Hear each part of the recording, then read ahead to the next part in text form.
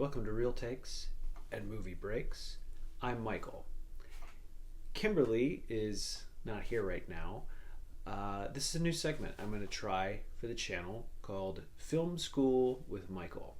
First one I'm going to do for this segment is the 1955 classic film directed by Charles Laughton, Night of the Hunter, starring Robert Mitchum, Shelley Winters. A crazy movie, a fever dream, indelible piece of cinema.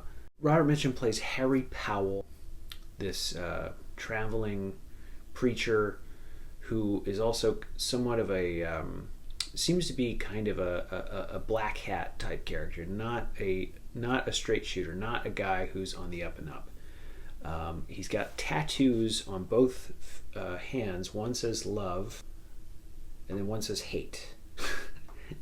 And just right off the bat, just that visual, that symbolism, that whole monologue where he's telling the story about how love is fighting against hate and love will overcome, like Cain and Abel, and all this stuff. And he speaks with this very like sort of bravado of like this trusting man of the community and of God, but you always know, just like John Harper, played by Billy Chapman, the really great child actor, great performance by all the kids in this film.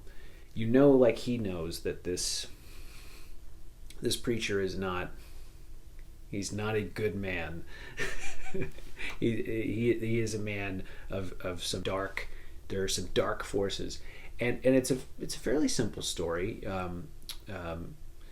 John Harper's father gets taken away by the police at the beginning of the film, and he tells John not to tell anyone where the money is that he hid, because they're going to come looking for it. And of course, Harry Powell, this sinister preacher, finds out the money, comes looking for it like the big bad wolf. And from that point, we kind of get this sort of parable film that runs, like, you know, at first, and I gotta say this too, as I was watching it, I was like, man, I think this movie might be overrated. It seems pretty standard fare stuff.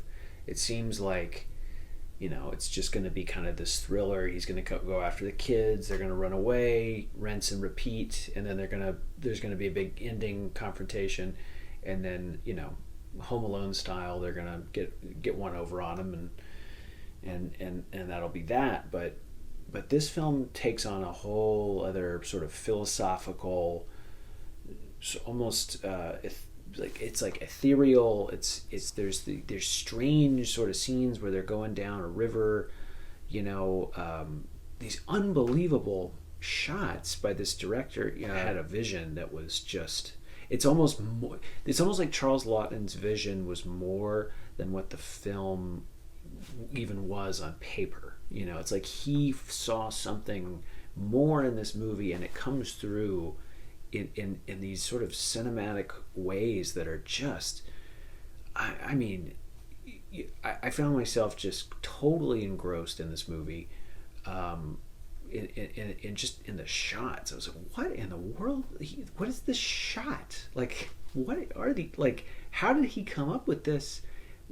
How did they shoot this?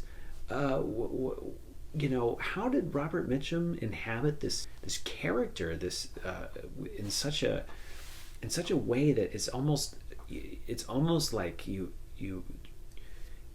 want to like him, you want to watch him, but you know it's just dreadful stuff. It's like real evil, you know, in this character. It was like something he knew deep down in his soul. It's like a Orson Welles type movie, or it was a friend of mine I talked to about it put it as Orson Welles and Hitchcock got together, made a movie, you know, and that's kind of what it feels like. And you know, like I said, the performances by the kids are just amazing performances. Like, you know, in that sort of To Kill a Mockingbird kind of realm of child acting. Incredible sort of suspenseful moments that are interlinked with this spirituality that exists in the film. There's a sense of that, like, God is present in the movie, but also these kids are kind of faced with this harsh reality. These wonderful little plot devices about the money and hiding the money in the doll, or hiding the money in the basement and leading him down, and then him chasing them out of the basement, and these great sort of cuts that are surreal type cuts. They're not. It's like the film is shot, but it's also cut in this style that is like a memory. It's like a nightmare and a memory. It's like a child's nightmare, child's memory of something truly dreadful, awful, like just evil, the worst kind of evil. It's a real horror movie, but not a horror movie like, that it is just trying to gross you out or do cheap type. It's interesting. I was just thinking about the jump scare. There is one moment in the film that is kind of like, I was like, is that the very first jump scare ever? And it's almost a little comical when it happens, but it's also like extremely stylistic. There are techniques that are utilized, like when the girl turns on light, and then we see him out the window, and because she turns on the light, it obscures our ability to see him out the window. She turns the light off, and then he's gone. It's like, oh yeah, I've seen that done in 10 million modern horror movies, and in this one, it's done in a way that is very tasteful and artful, and it's like you could run this movie on loop at a museum, and you would have like that exhibit would be the most popular exhibit. Because it's like every scene is a new shot that blows you away in the year 2025. Her name is Mrs. Cooper's, where she's going on about children and how it's like God infuses children with this ability to overcome or to handle their lot in life. And it's this emotional, just, it's something only in that era, that you would get, that is this sort of great payoff at the end of the film. And you see that character of John Harper, and how everything he has to go through, and this sort of pain that he endures and the loss he endures, but then what he is sort of gains in this real like mother figure, savior. And I have to watch it again. She tells a whole story about the kings. I believe it's the three kings that come to visit Jesus, or when King Herod tries to kill baby Jesus, and they go to a manger and they run away, and it's like the film is sort of almost like a Bible parable. It has this wonderful sort of music haunting. There's like these haunting moments where we hear Harry Powell, the Robert Mitchum character, like riding around on a white horse singing the song. What a blessedness, leaning on the everlasting arm. He's just droning on and on with this old hymn, and it's so creepy. Leaning on Jesus, leaning on Jesus. That's it. It's in the Citizen Kane territory, or Vertigo, or Rear Window. It has that kind of sort of luster. It's like musical. This movie.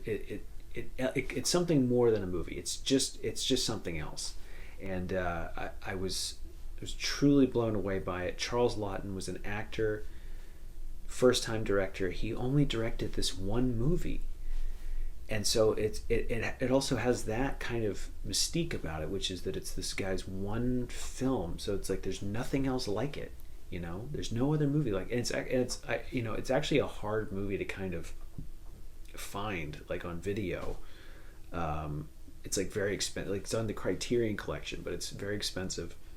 It sort of picked up steam in the last 20 years as really one of the truly great films that from the 20th century, when we're in that classic era.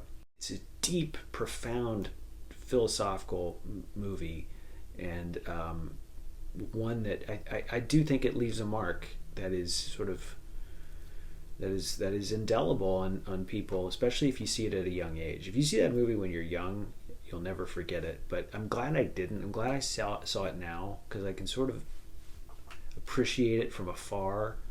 And then I really got into it. Like at first, it took me a minute. I was like, okay, this is kind of okay. He meets the dad in prison, finds out he's got some money hidden somewhere. He's going to go look for the money.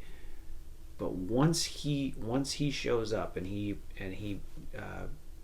marries Shelley Winters, and we get to that whole sequence where he starts telling her to look at herself in the mirror and how she should be a temple for purity and not sinful thing. I was like, what in the world is going on? And these performances, like how it's so inspired. It's kind of a miracle, this movie. It's like one that shouldn't exist, and that's why I kind of, similar to Citizen Kane, I'm like, it really doesn't seem like it should exist. It's like almost like this. If this was a film that was discovered years later, we would all be like, oh my God, you got to see this crazy movie that they found in a warehouse that they made. They never released it, but look at this thing. That's kind of how I feel. There's a lot of things in there that are, I don't want to say break the rules, but sort of carve out a whole new vision at a time when I think everything probably felt very homogenized and samey. In its own way, though, it's of its time, but it's of its time in a way that is necessary for what it is. The black and white, and the shadows, and the sort of sense of foreboding, and all of the different types of plot devices and motifs, and it's really it's a film that's trying to say a lot of different things. And I'm not smart enough to really articulate those things, but I could feel it as I was watching. I was like, oh, this is trying to say something about salvation, and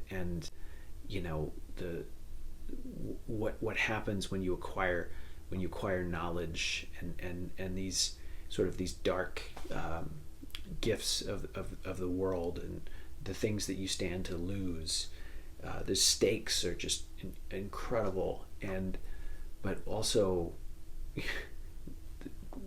really what it means to have that childlike sort of innocence but strength of a child, and the sort of the purity of that, and the journey of that, and how we never really quite lose that. It's always there, a lot like with Rosebud at the end of the film when he gives her the apple. And she's like, it's the greatest gift one could give, the apple. And this gift of vitality, of food, of sustenance, and it's so emotional at that ending sequence, and you kind of see that, John Harper, and that with what he's gone through, but he's going to go on. He's going to probably go on and become a great man, because he's now with Mrs. Cooper, and he's going to be raised right, and he's been able to escape the sins of the father, and the money, and this sort of this false prophet, evil man disguised as a man of God, but he's really a wolf in sheep's clothing. It is, good Lord, it is something else. And I hope they don't remake this movie.